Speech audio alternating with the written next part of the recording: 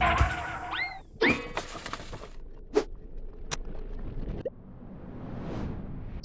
what up everybody, it's AJ, and I wanted to go over some tips and things that I wish I knew before I started playing Rematch. And I've been playing a lot of this game recently, and so I have a list of 10 things I wish I knew before I started playing this game. So here we go, let's go ahead and go through this list. I hope you guys enjoyed this one. Starting off, passes are better than looking good. Quite frankly, teamwork makes the dream work. Right? Stop trying to be so cool with the ball. Stop trying to do all these dribbles, trying to do all these crazy things, crazy shots and all that. If you can actually master the skill of passing the ball accurately and on time with pacing to your teammates who have a potentially better shot than you do, then go for that. It will make you, first off, more respected among your peers, as well as actually play the game how it's meant to be played. But anyway, going on to number 2, don't be scared to play goalie, alright? It's not that bad of a position. It's actually not that hard to play. Now, it's all reactionary. One of the things that has been a trend so far early on here in Rematch is a lot of players are doing the kicks off the back wall, trying to get you to pre-jump or jump to the first hit, try to get you out of position so that they can go in for an easy score. And well, quite frankly, there's an easy way to stop that, and that is just to be patient and react to where the marker is of the ball and not where the ball is being kicked. What I mean by that is when the ball is hit off the wall, just go to where it's going to land and press triangle, and most often than not, you will get the ball before the kicker or the rebound comes in. Also, when you are playing goalie, you have infinite stamina, so feel free to run around and sprint and do all of that to get to the ball before the opponent does. Now, there's going to be some crazy shots that you're not going to be able to react to because they are really good at positioning, but that's just the way the game is. If you can get a hold of most of the shots and saving them off the walls, which seems to be like the trend right now, early on, you're going to be doing a really good job, and you live and learn with whatever mistakes you potentially make. Number 3 is to use the walls to your advantage when passing, as well as trying to get the ball in a position if you see a defender in a good spot.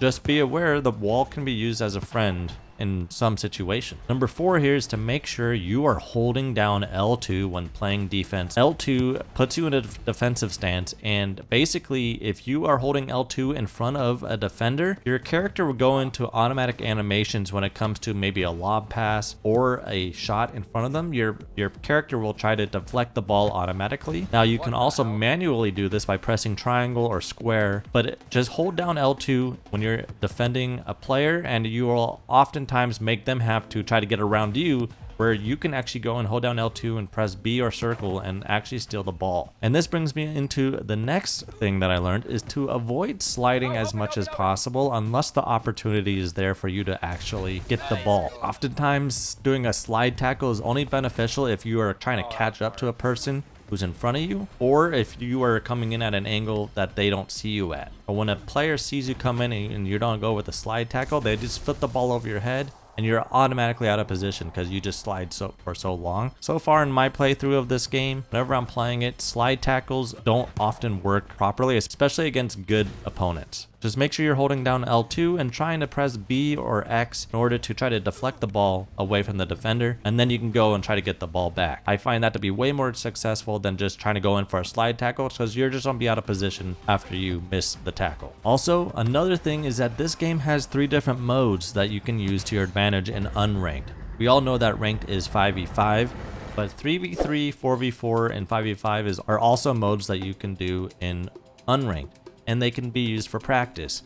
So in 3v3, it is actually recommended to do 3v3 to practice your skills with dribbling, passing, shooting, everything, because it's basically 1v1. And then 4v4 is all about positioning, because now that you have an extra person on the field, you're not going to have much time with the ball. It's all about being in a good position and being able to have your actual designated positions for like midfield, striker, defender. Passing is really key in 4v4. It's all about trying to get the ball in good positions in order to make a shot. So 4v4 is really good. It's all about positioning. That's where you learn the best about that. And then 5v5 is when it all comes together and you're basically playing as a team. Not only are you dealing with more players, but the arena is larger. So every time you go from 3v3, 4v4, and 5v5, the arena expands a little bit. So not every shot is going to be the same. Not every pass is going to feel the same. You actually have to really position yourself and try to get good passes to your teammates. Positioning and all that comes into play. Going into number 7 here that I wish I learned was, as goalie, shoot to pass the ball to your teammates. What I mean by that is literally just try to shoot the ball towards your teammates so that they can grab it. If you try to press square or R1 and square or X, depending on your controller, the ball can sometimes get deflected. Also, it won't go as far, and it could just not work out as properly. The one downside from shooting is that if you are playing against a team who is good at deflecting, they can deflect the shot and they'll make the ball go around in the area that you're not wanting it to go. But I just find it way more easier to actually get the pass to person downfield when I am shooting the pass. Another thing is try to press square or X when a ball is coming towards you in order to do a headbutt or to redirect the ball in the direction that you are wanting the ball to go, instead of trying to press triangle or trying to just grab it. And this makes it really hard for opponents to judge how you're going to handle the ball if you press square, because it's really fast paced, and instead of trying to grab the ball and then pass, so it makes it less likely that ball's going to be taken from you if you're able to handle it correctly. Also, everybody loves trying to do the header, which is one of the coolest goals that you can do in this game. It's so satisfying when it happens. And always when you see a ball coming towards you, if you press X or square, make sure the left directional button is towards either the goal if you're in the goal box, if you're trying to score, or near your teammates, just to make sure that the ball is going towards a teammate.